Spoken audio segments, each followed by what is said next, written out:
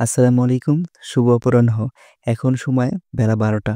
আর আজকের destination Dhaka airport থেকে ১৫ মিনিটের দূরত্ব ৩০০ ফিট নীলা মার্কেট। যদিও আজকের ভিডিওটা একটু ডিফারেন্ট, তারপরও কারো না কারো হয়তো কাজে লেগে যেতে পারে। তাই আশা করব সকলেই সম্পূর্ণ ভিডিওর সাথে থাকবেন।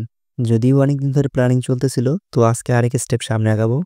খাওয়া ছিল এটা কইলা হেরা গই খাল বইরালতে চাইরানি ওহনো ভরাতি আছে বাপু ওহনে হুনতাছি আমগো এবার দা রাস্তা নিব লেটনি আমগো জমিনটা তো আমরা অলরেডি চলে এসেছি এবং এলাকার স্থানীয় লোকজনদের সাথে কথাবার্তা বলতেছিলাম।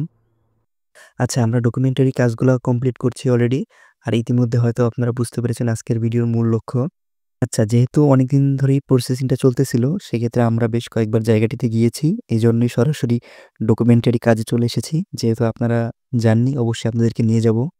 আজকের ভিডিওর মূল আকর্ষণ উন্মোচিত করতে যাচ্ছি। আর হ্যাঁ, এটি হচ্ছে সেই স্থান।